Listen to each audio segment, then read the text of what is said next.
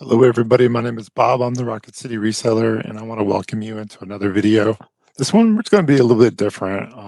I am a full-time software engineer who part-time resells, and I've been asked a lot of times, how do you create the reels that you create? So today we're going to be looking at CapCut as an option for creating reels, and I hope you enjoy the video. Without further ado, no fluff, no muss. Let's get it. So let's see what we got. We're going to go ahead and bring up CapCut, and hopefully this works for y'all. So there we go. Okay. So using the CapCut desktop app for this one, and hopefully you guys can still see the screen and everything's recording properly. So for this particular video, we are going to go ahead and create a project and see if it allows me to do that. It's going to load. And sorry about the double back because I'm on a one screen machine. We're going to go ahead and make this bigger. So when you first open CapCut, let's talk about it a little bit first. There's a monthly charge and there's also a free version. So depending on the features that you want to use in regards to creating your reels, may determine which version you use. I know a lot of people use a free version of CapCut and have much success with it. There are a few things about the pro version that I personally like and why it makes it more attractive to me. And I'll show you those as we go along here. So in this case, we sell plush solely. My wife is a full-time reseller. So we're going to go ahead and pick a video. So what we're going to do here is this first pane, this window pane, has an import feature. So under media in the upper left-hand corner, you would basically go to import and you would click the green button. It brings up your media's resource. So basically your file explorer, and it's just a matter of finding where you put your media that you want to make a reel out of. Sorry, words. So in this case, we just made one with this particular reel, and we're going to do a different one. Let's see if this is actually content and not me just jabbing along. So let's go ahead and select that video, open. Okay, so it opens it. You can kind of see the scene build here, but there is a feature here. There's a little plus. We're going to add this to what we call the track. So on the bottom screen here, when you hit the green arrow, that adds it to the track. And let's see if we can resources sometimes with CapCut. There's a few known bugs with it. It's not perfect. Even the pro version paid for has issues. So whenever you see something that doesn't seem right, what I normally do is I'll go ahead and close CapCut and allow it to take a second to reconfigure, and then I'll go back into the project that we were just in, and they're in order. So I'll go ahead and bring that back up. So basically what I did is just open the project that was saved. So it automatically saves your projects. You use cloud service storage for that. So we'll go ahead and now that we can move through it, we can kind of start to see. And what I'm doing here is there's a timeline series arrow. Not exactly sure the proper name for it, but that's what I call it. And I can kind of move the through the scene on the timeline. And like I thought, I'm just talking in this one. So basically, I'm explaining our inventory control system in this video, which has a lot to do with reselling, but not what we're after today. So we're going to go ahead and remove that. So I'm going to go ahead and delete that. So basically, I selected it and then I hit delete and deleted it from the scene. And I'm going to go back to import. And I just recently did a Facebook post with Bear King Picker was on our podcast. So you're seeing that stuff here. So we're going to scroll back down. This is where I keep all my stuff. I'm not very organized. Sorry about that. So we're going to go ahead and that's that one. We're going to see if there's anything in this video that we can use. So again, we're going to put it in the scene, repetition. A lot of this is just repeatable action. So let's see if we can find. Are we going to pull a plush? Yeah, we are. Okay, cool. So in this scene, we're looking for a Stuffins Dracula plush that's sold. He sold, I want to say he sold for like $33. We'll get there in a second. So obviously this is also now a bolo video. So you'll be on the lookout for those stuffings. They're vintage. And I want to say they were carried by CVS back in the day. There might have been other places, but I know CVS for sure carries Stuffins brand. So Misfit Toys, stuff like that. Rudolph brand. Those are really, really good. So we're talking about the weather here. And then we're going to start pulling blush. All right, so that's the scene. So now that we've discussed, we have our pane of window here where we import the media, right? We imported the video in. Now on the time series, we talked about the line to walk through the time series. You can manually do that. Now what we're going to do is, a lot of times with the meta glasses that I use to record, they're not the best in regards to audio. Plus, I'm very soft spoken, so hopefully you guys can hear me. I'm 6'5", 280 pounds, but you never know by the way I talk. So what I'm going to do is I'm going to adjust the audio. So on the right-hand side, there are a few different sections here. Hopefully you guys can see my mouse okay. The video, audio, speed. So if you want to do one of those fast forward type of content videos, this is where you would do that. You can adjust the speed. And we have done those before. Day in the life of a reseller and also bin our bin videos. I usually fast forward those so that way you guys can see a lot of content in a short period of time, because sometimes digging through bins, it's not the most interesting content, but it is for some people. So we speed through those. So anyways, we're going to go back to what the point of this one is. So for the time series, we're going to look at the audio portion of this. Now the volume comes standard at a certain rate. And what I do for me particularly, and you can adjust this according to your taste, is I max my audio to 20 decibels. And I also, there's an option here, and this is a pro version option. So I'll go ahead and highlight that, where I do an enhanced voice. What that does is it uses an algorithmic process to clarify and make the voice a little bit better. And matter of fact, with this video that we're recording today, I'm going to actually put it through CapCut and do the same thing. I'm going to adjust the audio, because one of my videos from nifty.ai, the audio was terrible. So hopefully we can do some of that, use some of the processes that are in place for enhancing audio to be able to make this a little bit more enjoyable. So we're going to go ahead and, right now it's default to 75%. What I normally do, because I am soft-spoken, I usually dime it out all the way forward 100%. It doesn't take very long. You see that it just put a message down here saying it was complete. So what we'll do is we'll go ahead and go through the next step. I don't listen to it because I've done it so many times. Plus, I'm not sure with the StreamYard if you're going to be able to hear it like I would through my headset. So I don't think you can, but just know that there's audio in the actual record. So the next process or step, now we talked about a few things. Now we talked about the left side and upper and how you can import that type of thing into media into the CapCut program. And then again, this is desktop, not mobile. There's a mobile version as well that you could use potentially.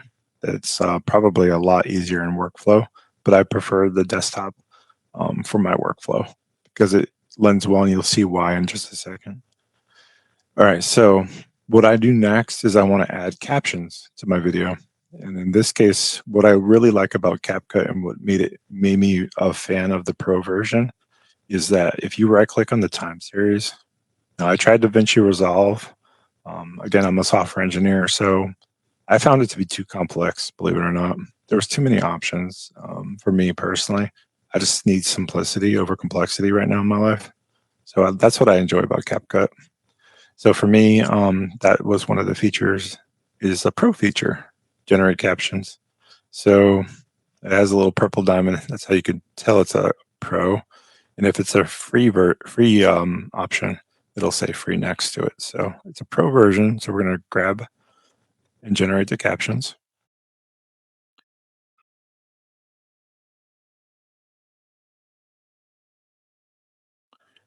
And while that generates, I'll go ahead and do a plug for our Launchpad Reseller podcast Monday nights at 8 p.m. Feel free to come in, and we did discuss reselling. We just had Beard King Picker on. He is a book, niche down book reseller. It was a pretty interesting podcast. We had Alex on, and we talked about a lot of things in reselling, not just books, but that's just one example. We had Wade Ventures, who has 200,000 subs on YouTube, storage locker category. Just to name a few. So be sure to check that out Monday nights at 8 p.m. We do a live broadcast on YouTube. I'll try to put a link here somewhere so you guys can see. All right, so on the right-hand side here underneath the text, there are a few things going on. This increases the length of your time series by size. Hopefully that makes sense. So it's more easily clicked on inside each section. I'll show you what I mean. So I'm going to slide this bar across. And basically, it's like magnifying the time series. It doesn't change how long the video is. It just allows you to easily work with the video a little bit better because it's spread out and we can see better a little bit. So what we're going to do is we're going to spread that out a little bit so that we can get in here and click anywhere in this time series. Okay, so we're going to want to click on the actual caption here. And underneath the text fields here and where captions was, there are a few different features. I don't necessarily use effects. You can make the text bounce. You can make it fade through. You can make it do a bunch of different things. I don't personally use that. I use templates. And also with templates, you can make the text look different according to your need. I prefer this particular text structure for my videos, and I'll show you what I mean. If it doesn't freeze on me, we'll see. So that's the thing about this particular program. That's my only bone of contention, is that it's extremely glitchy. The people that make TikTok also make CapCut. And part of the transition from the overseas entity that owned TikTok also affected the CapCut. So since then, it hasn't been the most reliable, I'll say. But I'm looking for a simpler option. So I've been thinking about captions. If you have experience with captions and you want to leave it in the comments, feel free. But yeah, so we're just going to go and walk through what I do. So I do pick this one. You can pick, whatever one you prefer. We'll go and see if we can get Zorro up without this thing hating us. So I just want to show you a secondary version of what that might look like. So let's see. And there it goes. What did I tell you? That's CapCut for you. There we go. So get back in here. Text again. Templates. Out of nowhere, just like minimized. That's just one of the things. See how the words and the captions are different? I don't mind this style so much, but I think what I prefer is the quick brown, whatever this one's called. So we'll see. Yeah, there it is. So that's the one I prefer. And what I normally do is I listen through this initially. And why I do that is I'm trying to see if my ramblings are picked up and are coded correctly in captions. So what caption does is it uses AI to do a transcript of what you're saying in the video, and then applying that to the video through a caption. So I think we are good to go. I don't see any words that don't make sense. We're not going to go through them all for demonstration purposes. Just know that you can go in here. Let's say it said from was spelled with 2 N's or something. Like it thought you said from, or it was when you really said from. You can go in here and edit this to match. And basically, once you do that, you just go anywhere in the video and click out of that. But if you want to go back to captions, you have to actually hit the orange box here, and that'll put you back in the captions option. So that's how captions work. Hopefully that makes sense. And that is done. So we're going to go ahead and use our magnifying tool to shrink this back down a little bit here. Okay. And what I'd like to do, and you guys do whatever you like, but what I like to do is at the end of my videos, I like to put a little short clip of branding for branding purposes. And I'll show you what I mean by that. So I'll go back here to media, import, and there's a folder here where I keep my branding video. You'll see what I mean. So basically what this does is we'll show you. It's a little sound of that, twinkling of a wand, and then it touches the logo, and then it fades off. So I'd like to put a little touch on it at the end for branding purposes. And you don't have to do that type of thing, but it does help when you're creating content to create a brand around it. So, which is why we use Cosmo in a lot of our content, trying to create a brand regarding reselling as well, and also a mascot to support that brand. So that's kind of the thinking behind that. That's more so content creation and branding for business, more so than it is content creation. But they do. So there's a little bit of back and forth there. That's important. In regards to audio, you have to be really, really careful with content creation. You can get strikes against your account, or the owner of the music can go after you for rights. I had like 3 or 4 videos when I first got monetized on Facebook, where the content creator came after me for the rights, so I had to remove the video so they didn't get my 3 pennies that I made off the video. So yeah, content creation is not not for really. I mean, money's nice, but that's not why I do it. I do it for education purposes, bolos, being a community and practice, all the things that I talk about on Facebook and YouTube is why I do this content creation, and I enjoy it. It's a hobby for me. And if I can help someone through my hobby, then why not? That's the way I look at it. So we're going to go back to the video. We're going to go talk about audio really quickly. So I moved the time series line back to the beginning. And I'm going to go to audio on the upper left hand side. Click audio, and then there's a search box here. So we're going to click on the search box. And what I normally do here is I click royalty free. So grain of salt with this. When you start putting this through YouTube is the best practice. If you can get it to pass the checks on YouTube, because they're so strict, if you're a YouTube content creator as well, if you can get the audio to pass through there, it should be good for like Facebook and TikTok and all the places, Instagram, whatever you're using, because they're so meticulous in regards to scouring the internet for copyright. And some of these actually allow you, even though it might be copyrighted, they allow the use on YouTube. So just know that too. Just because something's copyrighted doesn't mean that they won't allow you to use it. So there are a few different sounds, especially on our Launchpad podcast, where our intro, the music for that is copyrighted, but the owner of that music allows it on YouTube. So that's how we get around that one. So in this case, it's just a matter of finding a song that you could live with, I guess we'll say. For me, I like a few different ones, but just pick one that, is of a length that will cover the entirety of the video. And I'll show you what I mean by that. So we'll go ahead and pick one that's not that. I know this one's a short one, so we'll go ahead and put that in here. If you notice, we have a new time series here for audio. And if you notice, the audio doesn't cover the length of the video. That's not going to work for us. So we actually need something that's a little bit longer than that. So we'll go ahead and click that, and we'll click delete. We'll select delete on the keyboard, and we'll try to find one that's a little bit longer that can cover.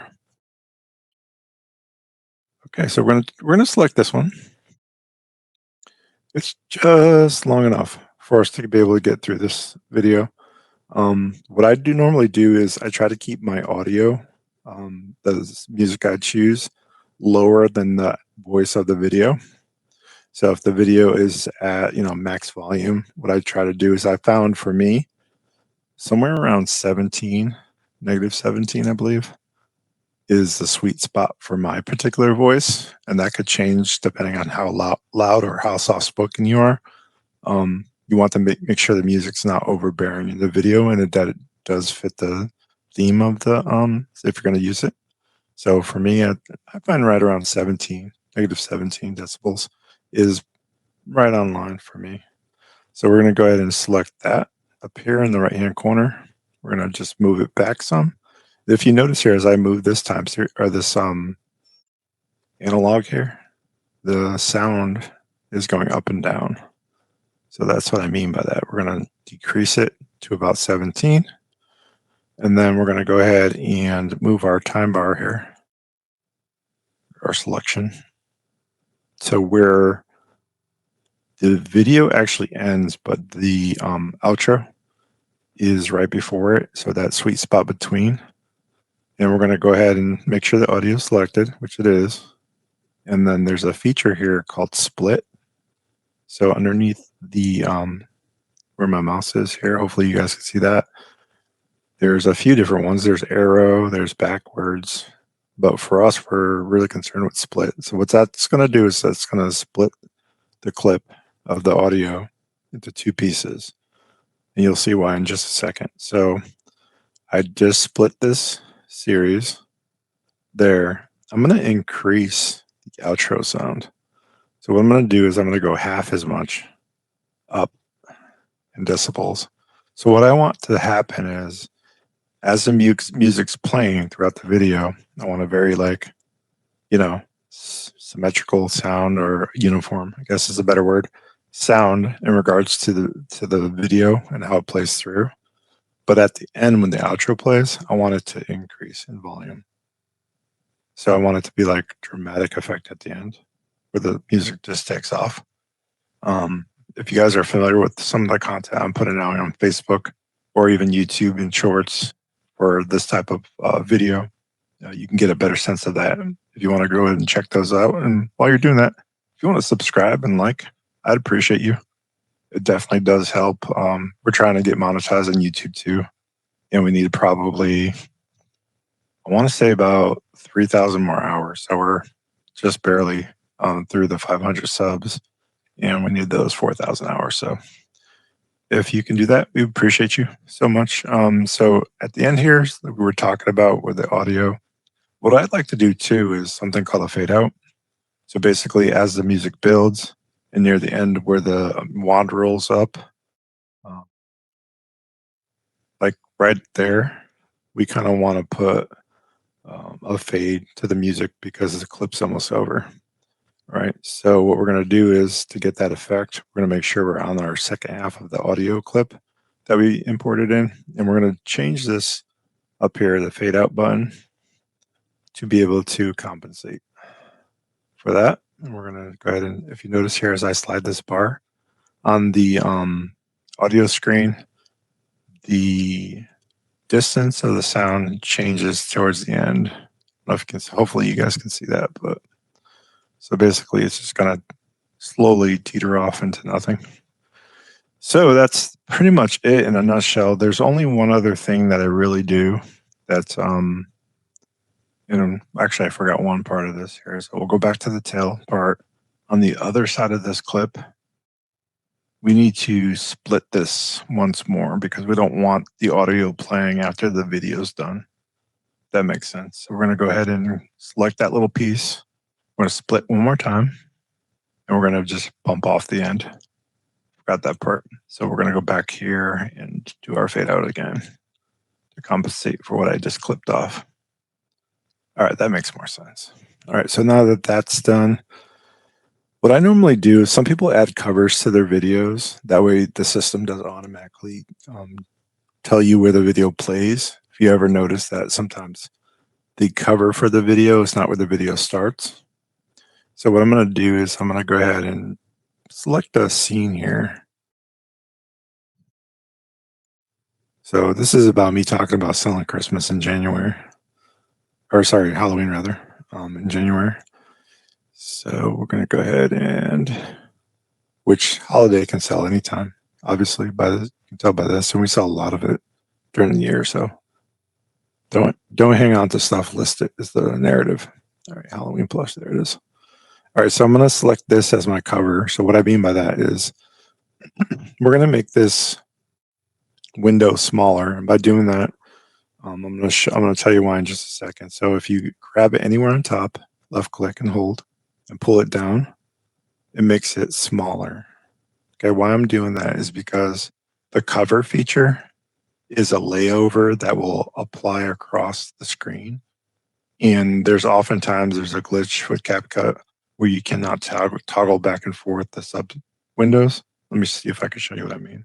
So I'm going to hit cover, and it's going to bring up this screen.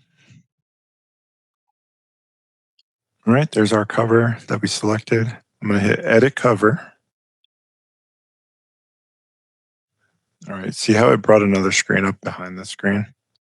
So let's see if I can move this out of the way. It won't let me move it, but just know that it's the same scene behind here, and they give you different options to change your cover if you wanted to.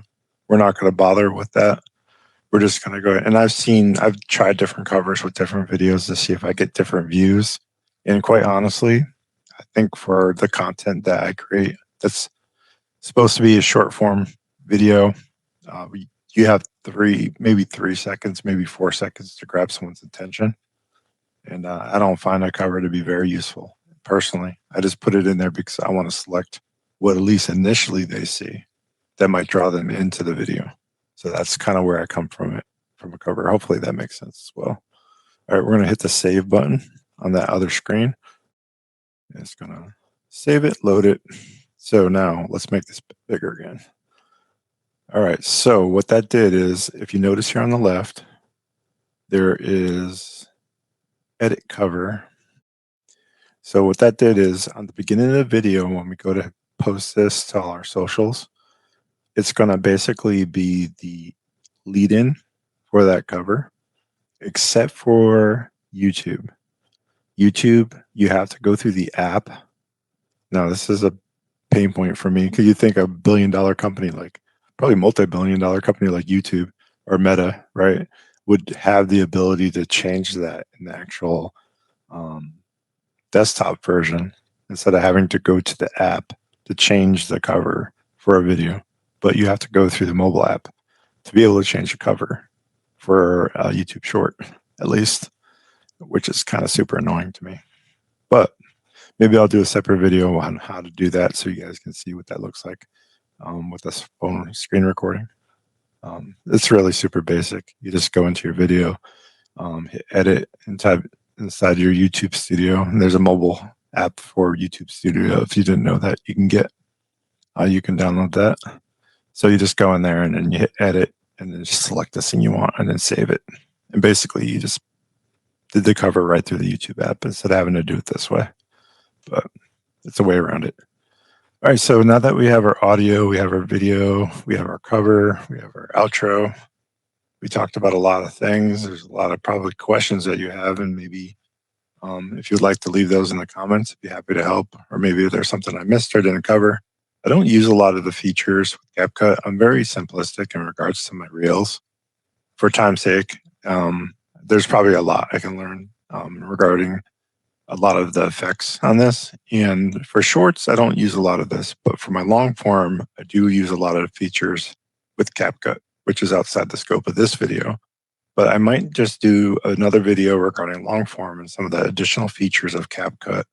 And maybe put that out there as well. So that way you guys can see the power of CapCut and what it can do for you. Even though it's glitchy, there's still a lot of utility in it, which is why I'm still coming back for more.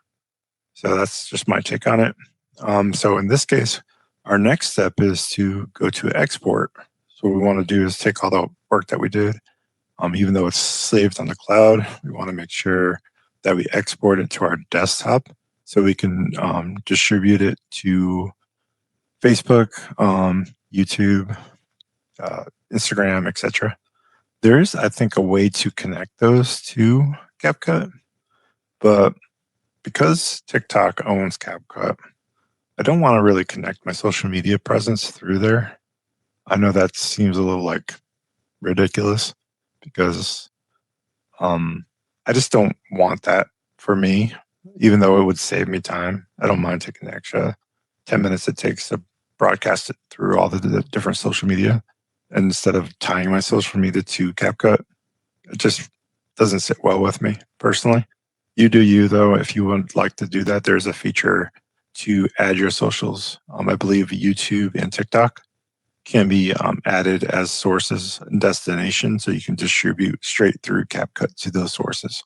So know that it does exist. It's just not for me. So in this regard, we're going to go ahead and export upper right hand corner. There's a little arrow, that's green. We're going to hit that guy. And then I'm just going to, it knows where I export my folders. It remembers where to select a folder location that works for you. In this case, it's spare drive I have set aside for social media. We're going to put our name in here. So we'll call this one Dracula Reel. All right, Dracula Reel. Hopefully I spelled that right. And then export.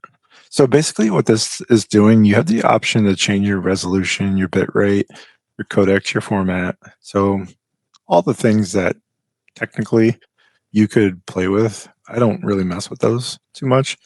I accept because I record on meta glasses, which are I think it's 9:16 by default is Meta's go-to. So everything is Meta for me. So Meta glasses, Meta YouTube. So it all like plays well together, which is why I decided to use Meta glasses to make this so simplistic that I don't have to really worry about like aspect ratios, content not fitting to the form of the actual platform. So I didn't want to worry about all that stuff.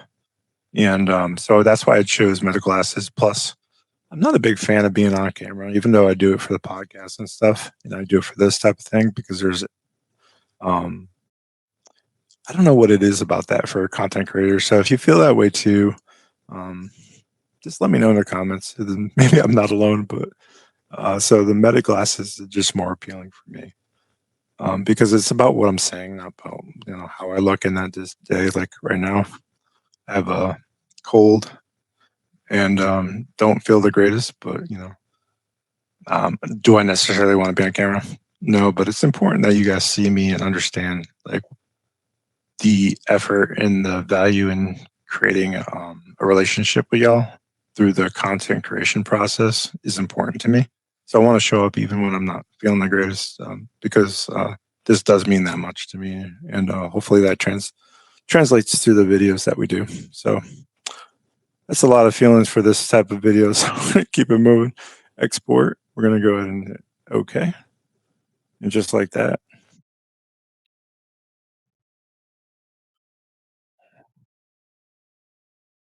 And this is what I was talking about regarding like the TikTok YouTube connection. You can sign in and do all the things here. So I'm going to go ahead and cancel that because that's loud in my headset. And that's basically how you create a reel. Now, the interesting part is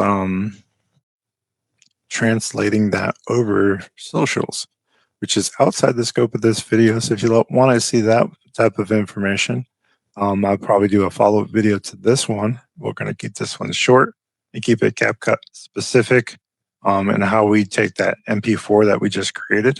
That's the version of that, and how we use that to go from YouTube. Actually, we use ChatGPT to create the form of what that looks like in narration. So basically, the words and things of that nature that are going to accompany YouTube, Facebook, Instagram, and TikTok, and what the video is about, the structure of the video, why it's important that they care that I picked this up for 50 cents and sold it for $33. I think there's going to be a lot of people that care about that. So you get the point. Using ChatGPT to create that narrative and then applying that to the text block, applying the video to the reel, and then marrying the two and broadcasting that across your social media presence. So that's kind of in a nutshell. We're going to go ahead and end it here. Want to appreciate you guys for tuning into this one and remind you guys if you can't be good, be good at it. Catch you on the next one. And yeah, Rocket City Reseller out. Appreciate you guys.